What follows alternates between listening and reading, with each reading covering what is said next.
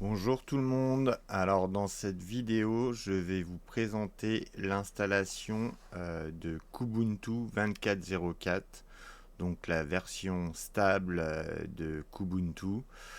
Donc je vais déjà vous présenter le site officiel, donc qui est celui-ci, kubuntu.org.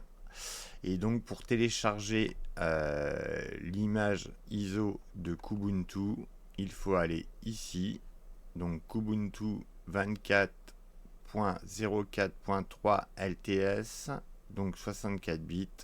Vous cliquez ici et ça télécharge directement le fichier. Alors, hop, on va annuler parce que c'est déjà téléchargé pour ma part. Donc alors, je vais lancer l'hyperviseur VirtualBox et nous allons créer une nouvelle machine virtuelle.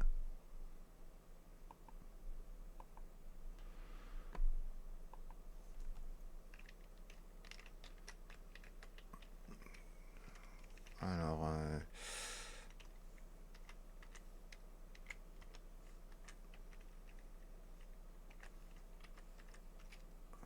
voilà. Voilà, hop, hop, hop, hop. Alors, donc, nous allons entrer l'image ISO.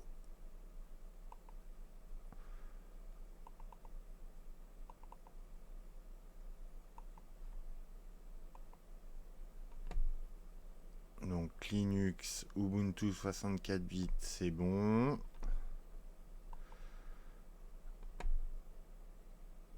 Alors là, hop.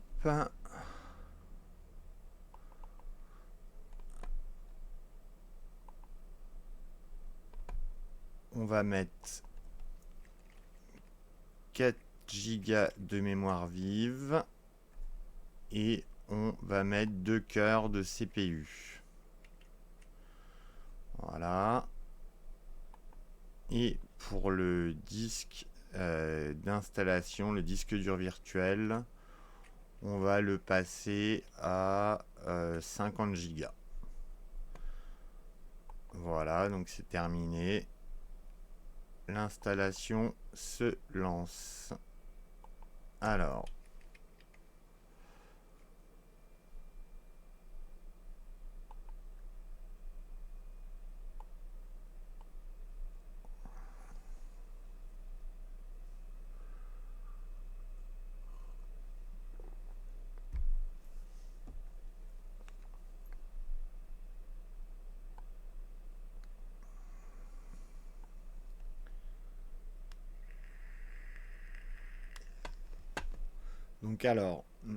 donc on sélectionne français, donc c'est sur français, c'est bon. Internet connexion, c'est bon.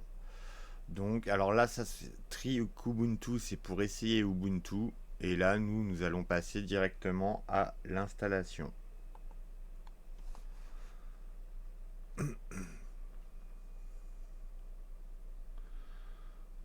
Alors, donc, français, c'est bon. Donc, là, nous sélectionnons le fuseau horaire, donc Europe. Et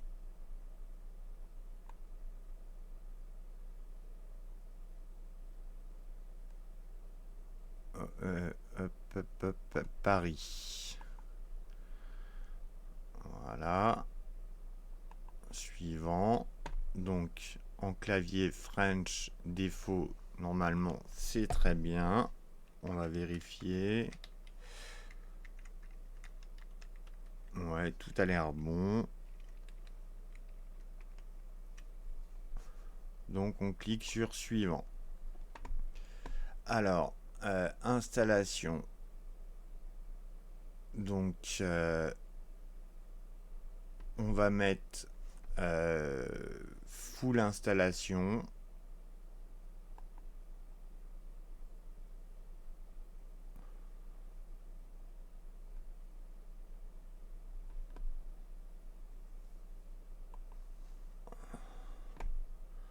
Alors, on efface le disque entier.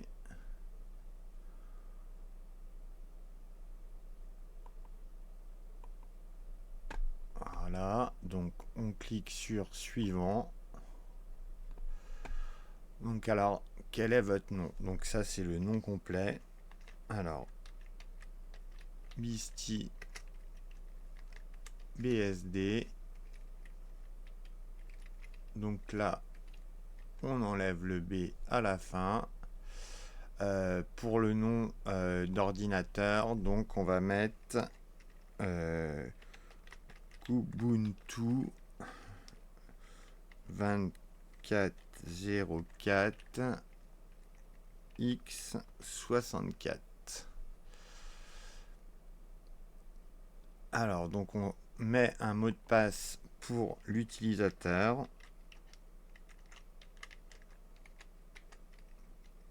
On répète le mot de passe.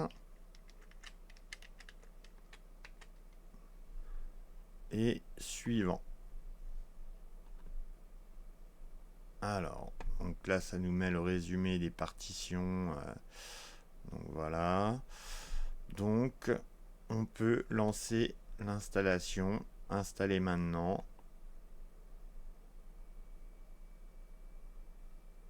Donc pendant la création de l'installation, je vais mettre la vidéo sur pause et je reviens plus tard.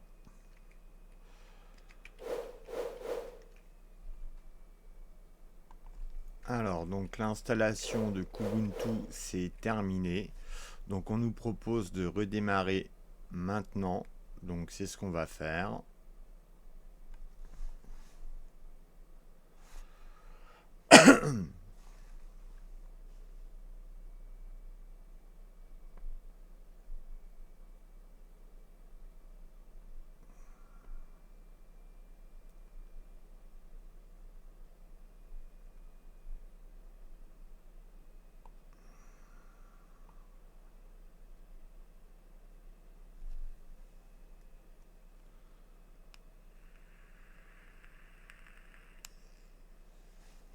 Alors là, nous rentrons le mot de passe de l'utilisateur.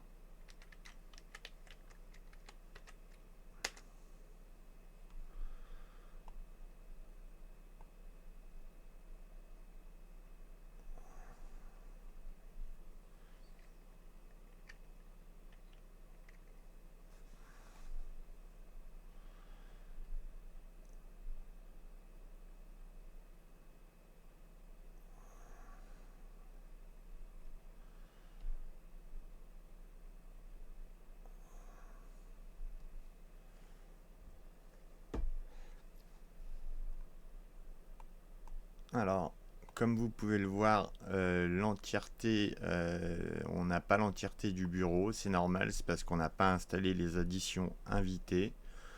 Donc c'est ce qu'on va faire dès maintenant. Alors, hop. Donc insérer les additions invitées.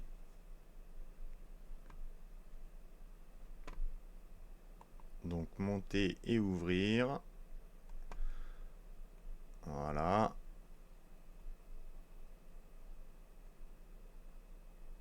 Et donc sous Linux, c'est celui-là.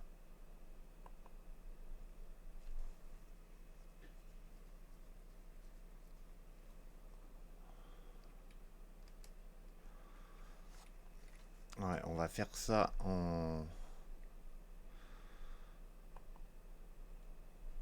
via la console. Alors,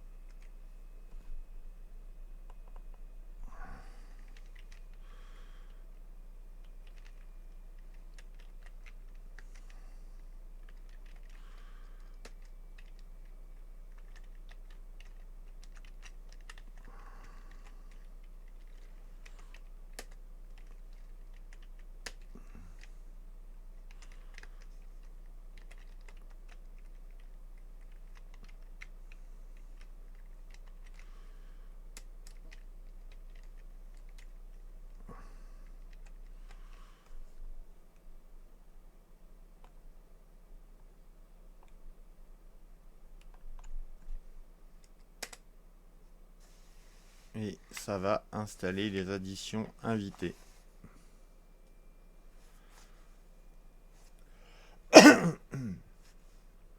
Voilà, comme vous pouvez le voir, là maintenant, on a le bureau en plein écran.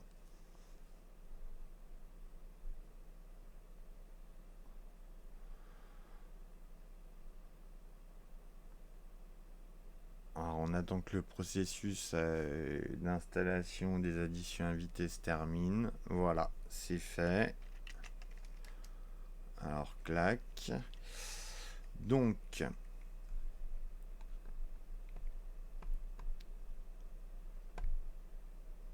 alors, je vais vous présenter un peu l'environnement de bureau KDE Plasma. Donc, alors, vous avez un menu démarrer comme sous Windows. Donc, où vous avez toutes les applications, donc répertoriées par catégorie, bureau, configuration, développement, graphisme, internet, jeux, multimédia, sciences et mathématiques, système, utilitaire et aide. Et là, vous avez également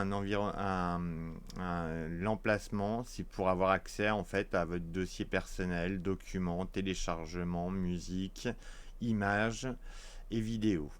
Et aussi aux documents récents, à l'historique. Enfin voilà.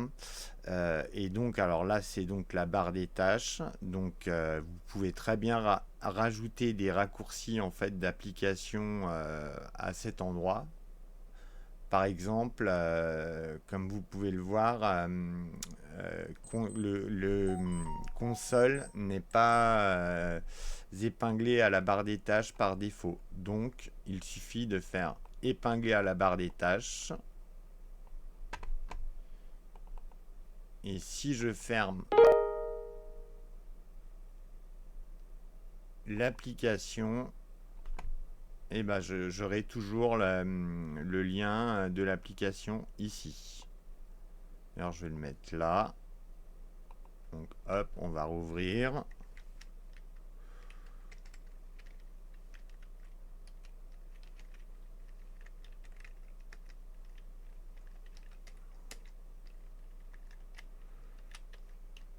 Ah non, hop, hop.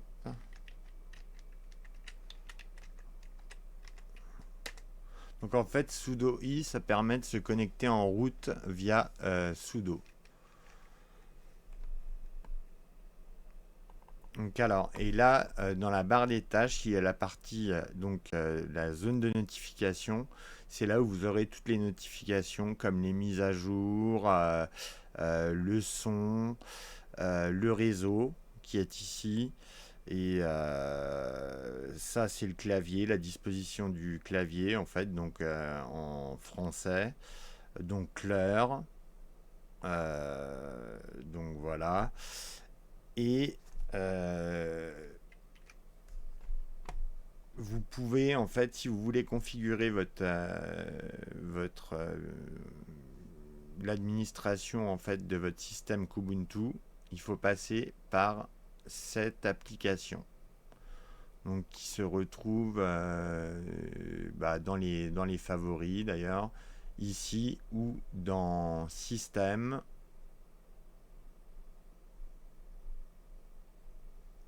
Non, visiblement c'est pas dans système.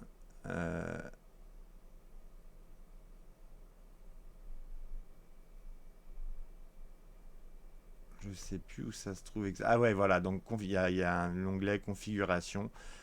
Et là, configuration système. Et là, en gros, vous avez toute la configuration du bureau KDE Plasma. Donc KDE Plasma, c'est vraiment un environnement de bureau qui est très très complet et qui ressemble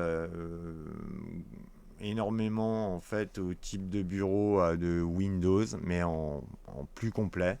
Donc alors apparence, ce sera tout ce qui concerne l'apparence. Enfin voilà, il y a tout un tas, vous pouvez faire tout un tas de réglages. Comportement des espaces de travail, donc c'est vous si vous voulez ajouter par exemple des bureaux virtuels ou ce genre de choses. Euh, Donc paramètres régionaux, bah, c'est votre langue par défaut. Accessibilité, c'est en rapport au handicap. Applications, vous pouvez choisir les applications par défaut. Donc emplacement, donc application par défaut, comme vous pouvez voir le navigateur internet par défaut c'est Firefox, le gestionnaire de fichiers donc qui est l'équivalent de l'explorateur de fichiers sous Windows est Dolphin. Le client de courrier électronique donc l'équivalent d'Outlook Thunderbird. Donc l'émulateur de terminal console. Et la carte Google Maps, mais vous pouvez choisir autre chose comme OpenStreetMap qui est open source. Et alors KDE Connect, c'est une application, en fait on doit la retrouver ici, en fait qui permet en fait de faire des échanges de fichiers entre votre téléphone et votre système Kubuntu, ou même de gérer en fait votre système via votre téléphone en fait. C'est-à-dire que vous avez accès à la souris, au clavier et tout. Enfin bon voilà, c'est vraiment très complet. Donc compte en ligne, c'est pour avoir des comptes en ligne et vous connecter par exemple à votre compte Drive ou OneDrive en ce qui concerne les comptes Microsoft. Donc portefeuille KDE, c'est un portefeuille pour les mots de passe et ainsi de suite. En fait, c'est pour la sécurité. Sauvegarde, donc c'est pour faire des sauvegardes. Pare-feu, c'est pour gérer le pare-feu. Donc le pare-feu en général sous Ubuntu est UFW. Et donc après vous avez ce qui concerne le matériel. Donc périphérique d'entrée, donc vous avez le clavier, la souris, enfin tout un tas de choses. Hop, vous voyez, souris, contrôleur de jeu.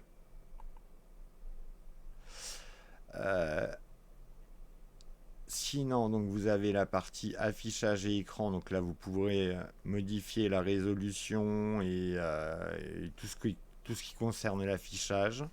Audio, c'est pour régler la sortie audio, entrée audio, si vous en avez plusieurs. Donc multimédia, c'est tout ce qui touche le multimédia. Gestion de l'énergie, c'est pour donc la mise en veille de l'écran ou la mise en veille de l'ordinateur tout court. Et donc Bluetooth, c'est si vous avez un appareil Bluetooth pour connecter par exemple une enceinte Bluetooth ou un autre appareil Bluetooth comme un média de stockage. Gestionnaire de pilotes, ça permet d'installer en fait des pilotes propriétaires. Vous voyez là, on nous demande le mot de passe. Donc sous Kubuntu, c'est toujours le mot de passe de votre utilisateur, car il n'y a pas de compte-route. Le compte-route n'est pas activé par défaut. Donc voilà, après là il n'y a rien de particulier, hein. On est sur VirtualBox, donc il n'y a pas réellement de pilote propriétaire. Donc voilà, KDE Connect on a déjà vu. La partie imprimante, c'est pour ajouter une imprimante. Et puis voilà, stockage amovible, en gros, c'est tous les périphériques amovibles qui seront connectés à votre ordinateur, comme les clés USB, enfin tout un tas de choses. Voilà. Donc voilà pour la partie configuration. Et donc, comme je vous ai dit, dans le menu, vous retrouvez toutes les applications classées par catégorie. Donc bureautique, vous avez la suite LibreOffice qui est l'équivalent de Microsoft Office. Donc Calc, c'est Excel. Draw, c'est pour le dessin vectoriel. Impress, c'est comme PowerPoint, c'est pour faire des présentations en fait. LibreOffice Math, c'est lié aux mathématiques. LibreOffice Writer, c'est le traitement de texte. Et Ocular, c'est pour visionner, par exemple, les PDF. Donc voilà, dans les parties développement, c'est tout ce qui touche au développement, donc à la programmation. Graphisme, donc dans graphisme, vous avez une visionneuse d'images, donc ce sera votre visionneuse d'images sur le gestionnaire de fichiers par défaut qui est donc Dolphin sous KDE Plasma. Krita, en fait, c'est un logiciel de peinture numérique. LibreOffice Draw, on a déjà vu. Donc Ocular, pareil. Ça permet de numériser des... Non, c'est cette application qui permet de numériser en fait des documents, donc scanner en gros des documents via votre imprimante. Donc du côté d'Internet, on a Firefox, donc qui est le navigateur Internet. Donc KDE Connect SMS, c'est pour envoyer des SMS directement via votre ordinateur sur votre smartphone. Conversation, c'est un client IRC. Et après, Thunderbird, en fait, comme je vous ai dit, c'est l'équivalent d'Outlook. Donc, c'est un client de messagerie qui est très complet et qui dispose de multiples extensions.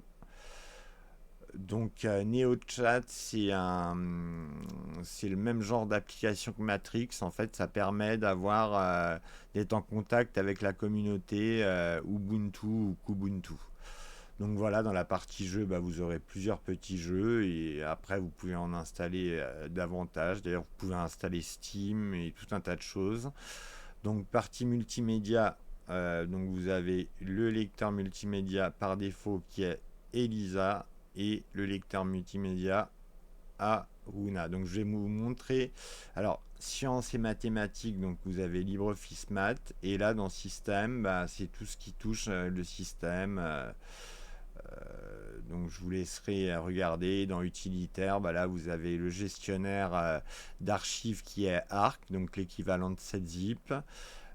Centre de bienvenue, c'est pour vous assister en fait dans KDE Plasma. Cat, c'est un éditeur de fichiers, donc qui est relativement complet. KCalc, c'est une calculatrice. Donc VIM, c'est un éditeur de texte en ligne de commande qui est très complet, mais assez dur pour les néophytes. Et voilà, visionneuse de disposition clavier, c'est pour visionner. Et là, vous avez une partie aide. Si vous posez des questions sur certains sujets au niveau de Kubuntu et de Linux en général. Donc voilà, je pense qu'on a fait à peu près le tour. Donc je vais vous montrer voilà donc le gestionnaire de fichiers Dolphin, donc qui est là. Donc là forcément tout est vide vu que c'est une installation, une nouvelle installation. Donc pour Firefox, on va cliquer ici.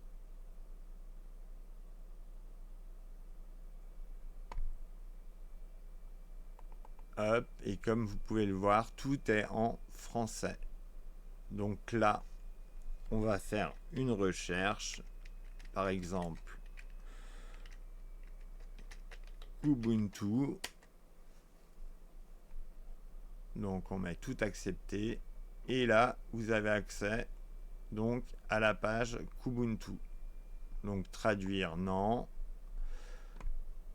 Voilà, à chaque page en fait anglaise, on vous proposera de traduire la page. Donc après, c'est à vous de voir.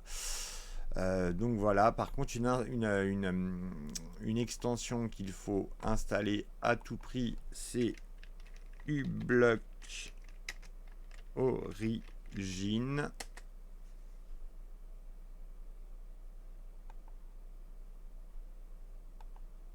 Et là, fini les publicités, que ce soit sur l'internet en général, sur le web en général et sur YouTube. Donc c'est vraiment une extension indispensable. Voilà, donc je pense avoir fait le tour. Je vais quand même vous montrer comment ajouter des bureaux virtuels.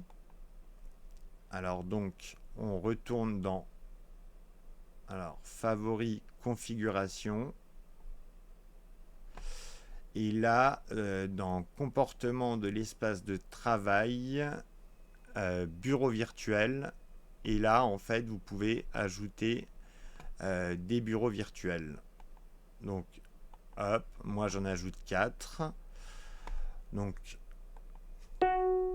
alors, appliquer. Et maintenant, vous aurez différents bureaux virtuels. Donc, comme vous pouvez le voir ici.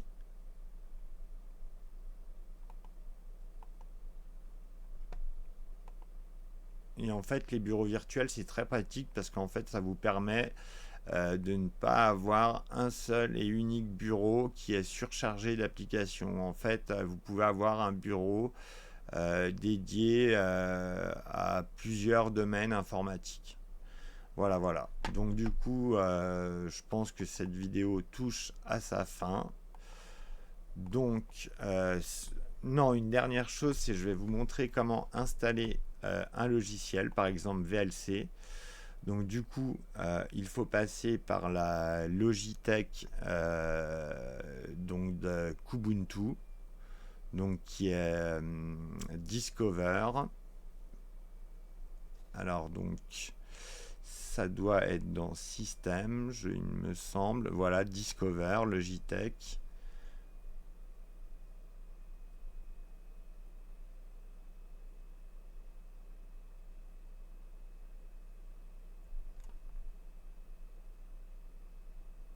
Et on va installer donc VLC. Bah, il est juste ici.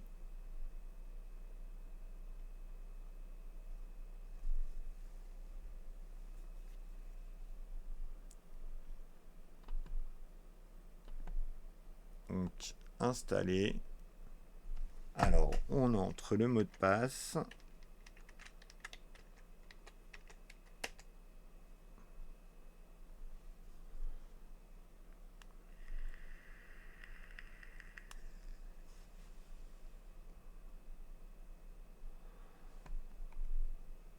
Donc normalement, ça doit être bon pour l'installation. Donc il faut vous rendre dans multimédia et comme vous pouvez le voir, vous avez le lecteur VLC. Voilà. Donc maintenant, je vais vous montrer comment installer une application en ligne de commande. Donc c'est très simple. Sudo apt install et on va installer par exemple le lecteur Audacious.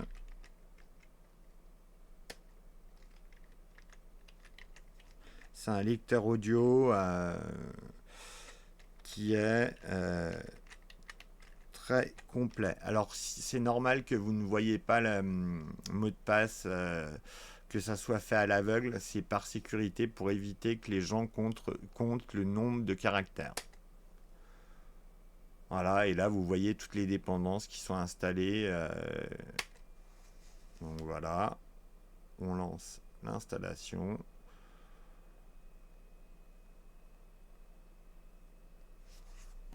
Et là, ça y est, le programme est installé et donc vous allez le retrouver pareil dans Multimédia, Audacious. Et voilà. Donc bah, c'est fini pour cette vidéo.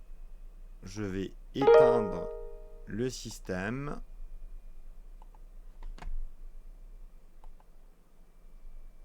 Donc éteindre. Et là, vous pouvez mettre en veille, redémarrer ou éteindre. Et moi, je clique donc sur éteindre. Ok, voilà.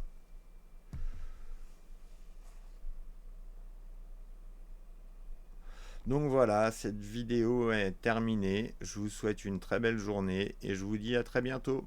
Au revoir.